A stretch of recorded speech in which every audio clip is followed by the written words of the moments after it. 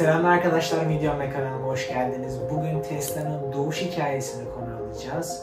Bilmediğimiz çok fazla şeyle karşılaşacağız. Eminim siz de bu şeylere şaşıracaksınız. Tesla'nın şık tasarımları ve son teknolojiye sahip araçları onun dünyanın şu anda hisse fiyatı olarak da en değerli şirketlerinden ve en çok takip edilen şirketlerinden biri haline gelmesini sağladı. Ve Tesla genellikle CEO'su olan Elon Musk'la özdeşleştirilir. Yani düşünürüz ki bence birçoğumuz Tesla'nın kurucusunu Elon Musk zannediyoruz ama olayın perde arkası hiç de öyle değil.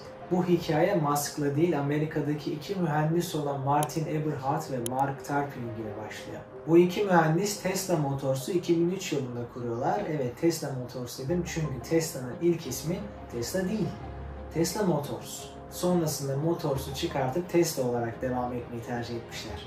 Birçoğumuzun anladığı veya fark etmeyenlerin şimdi öğreneceği bir bilgi, Tesla şirketi ismini mucit ve aynı zamanda elektrik mühendisi olan Nikola Tesla'dan alıyor.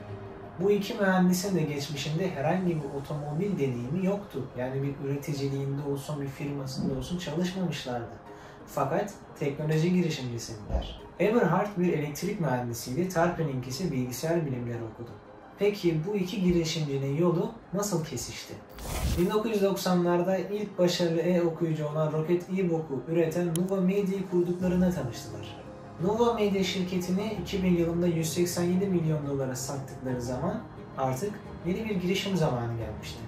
Eberhard'ın spor arabaları olan ilgisi, iklim değişikliği ve Amerika'nın yabancı petrolü olan bağımlılığından ötürü artan endişe sebebiyle elektrikli arabaya yönelmeye karar verdi.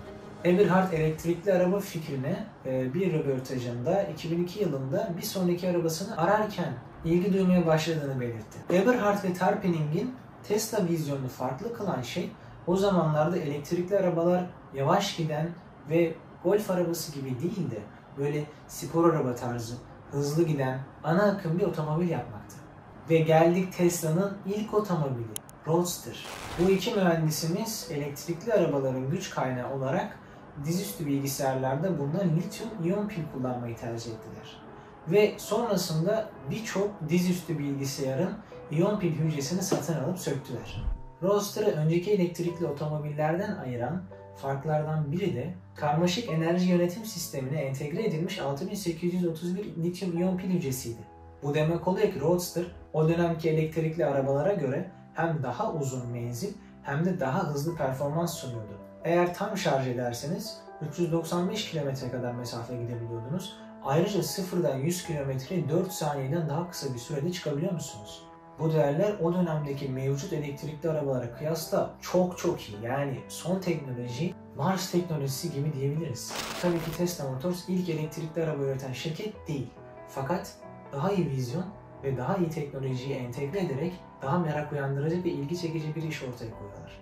Ve mühendislerin de karşılaştığı tabii ki bazı zorluklar vardı. Mesela akülerin aşırı ısınmasını önlemek amacıyla bir soğutma sistemi geliştirmelidirler.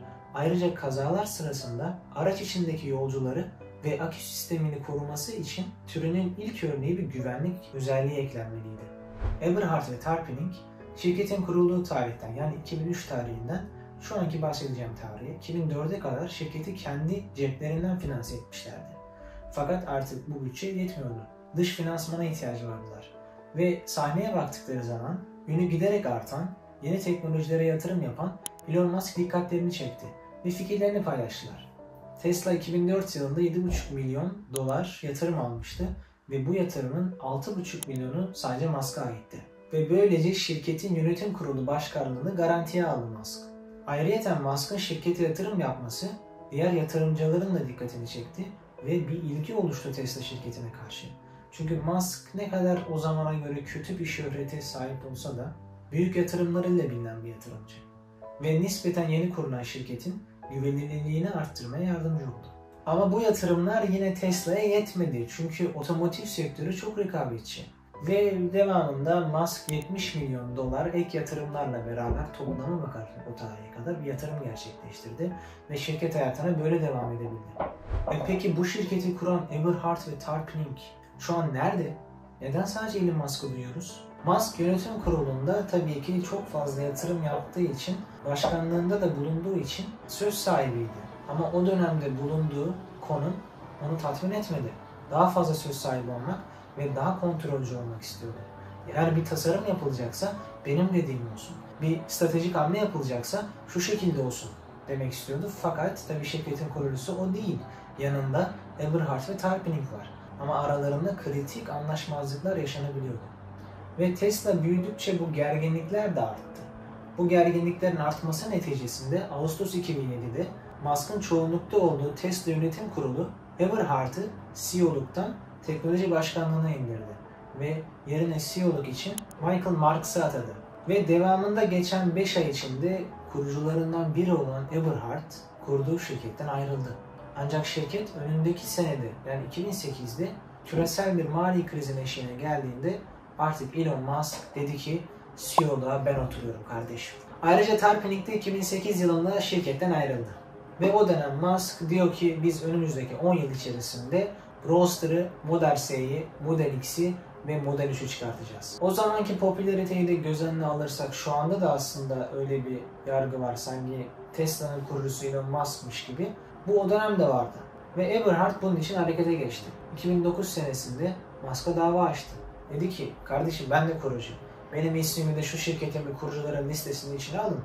Ve Eylül 2009'da mahkeme bir karara vardı. Tesla'nın kurucuları arasında yasal olarak Elon Musk, Wright, Eberhard, Tarpenning ve Strobel kişileri bulundu. Tabi anlaşma ne olursa olsun kamuoyunda Tesla denince aklı Elon Musk geliyordu. Musk dışındaki kurucu isimler sadece bir dipnot olarak kaldı. Tesla'nın temelini atan Eberhard ve Tarpenning, Tesla'nın hem günümüzde hem de o dönem benimsenmesini sağladılar. Çünkü bu iki mühendis önemli kararlar alarak bu yola çıkmışlardı. Mesela elektrikli araçlarda lityum-iyon pilin kullanımına öncülük ettiler. Birinci sınıf spor otomobile başlamak için orijinal bir iş planı geliştirdiler. Heyecan verici otomobiller ve sürdürülebilirlikle ilişkisini yarattılar. Temel teknolojinin çoğunu geliştiren ilk ekibi oluşturdular. Bugün Tesla'nın değeri ne kadar Toyota'dan, Volkswagen'den, Ford'dan daha da az araba satıyor olsa da hepsinden daha yüksek. Hatta Tesla'nın piyasa değeri Amerika'daki bütün otomobil üreticilerinin piyasa değerinden daha yüksek. Peki, Tesla'nın ilk ürettiği elektrikli otomobil yani Roadster piyasaya ne zaman sürüldü? 2008'de. Fakat belli bir süre sonra, belki yıllar sonra bu aracın üretimini durdurmaya karar verdiler. Ki günümüzde de yollarda görmüyoruz. Tesla'nın web sitesinde de yok. Nisan 2025 tarihi itibariyle 790 milyar dolar piyasa değeriyle Tesla piyasadaki en değerli otomobil üreticisi. Ancak otomobil satışlarında durum öyle değil. Ayrıyeten elektrikli arabalardaki rekabet gittikçe artıyor. Mesela Çin'de BYD var. Genelde benzinli araçlarını görsek de Volkswagen, Ford, Opel bunlar gibi bla bla birçok otomobil markası elektrikli araçlarını da piyasaya sürüyorlar. Ve bu tabii ki rekabeti arttırıyor. Kabul etmeliyiz ki Musk'ın liderliği olmadan Tesla günümüzdeki değerine ulaşamazdı. Fakat bugün sektörde bir dev haline dönüşmesinde tartışmasız şekilde Eberhard ve Tarpenning'in attığı sağlam temel ve vizyon sayesinde. Evet, bugün Tesla'nın nasıl doğduğuna ve günümüze kadar ki nasıl geldiğine ve iç karışıklıklarına, hangi arabaları piyasaya süreceğine vesaire onları konuştuk diyebiliriz genel itibariyle. Eminim aranızda bugün birçok şey öğrenen vardır. Hatta doğru bildiği şeyin yanlış olduğunu fark eden de vardır. Eğer videom hoşunuza gittiyse aşağıdan bir beğeni bırakabilirsiniz. Eğer kanalımda buna benzer videolar ve yeni videolardan da haberdar olmak istiyorsanız aşağıdan abone olup bildirimleri açmayı unutmayın. Bir videonun daha sonuna geldik. Kendinize iyi bakın. Hoşça kalın.